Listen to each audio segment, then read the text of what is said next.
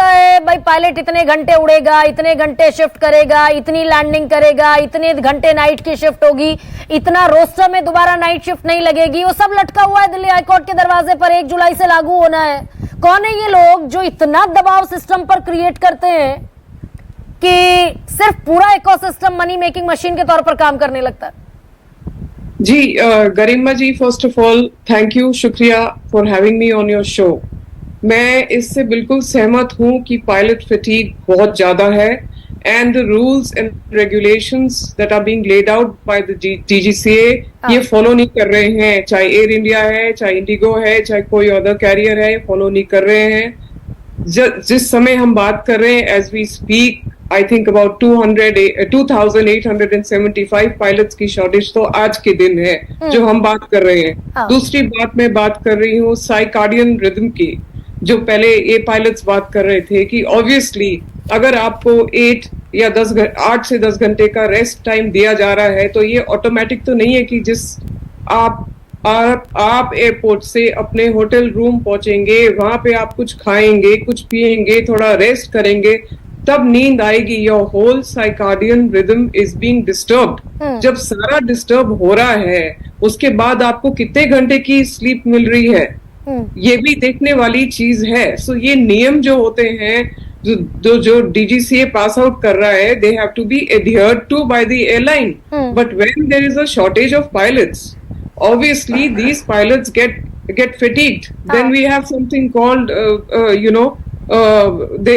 abroad there is even something called depression leave. I have met pilots who have actually taken depression leave so that they can bounce back, reboot, restart, and come back fresh. They are given something officially by the doctors called depression leave. नहीं, अच्छा वंदना जी, ये कितने प्रतिशत लोग होंगे, ये कितनी तादाद होगी पायलट्स की जो डिप्रेशन की दवाइयां खाकर, स्लीपिंग पिल्स खाकर ड्यूटी पर पहुंचने को मजबूर हैं?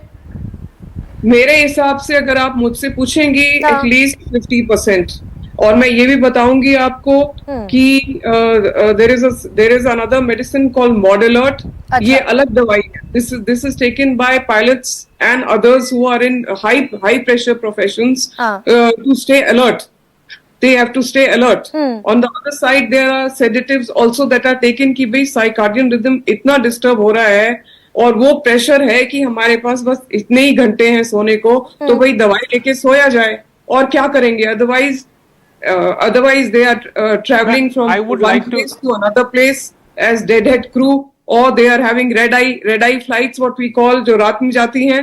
तो ये सारे बहुत सारे फैक्टर्स हैं which we have to look into, and the FAA US at least gives 10 to 14 hours to its pilots। नहीं, अच्छा वंदना जी, हमारी एयरलाइंस ने कहा कोर्ट में, दिल्ली हाई कोर्ट में, डीजीसीए से कहा बल्कि हमारी एयरलाइंस ने कि अगर हम जितना आराम रिक्वायर्ड है पायलट्स को उतना आराम देंगे, ड्यूटी आवर्स अगर कट शॉर्ट कर देंगे, कम ड्यूटी आवर्स करेंगे, लैंडिंग के नंबर्स घटा देंगे तो अतिरिक्त पायलट्स की जरूरत होगी, अतिरिक्त पैसों की जरूरत पड़ेगी, हमारा पैसा ज्यादा लगेगा तो टिकट्स महंगी होंगी।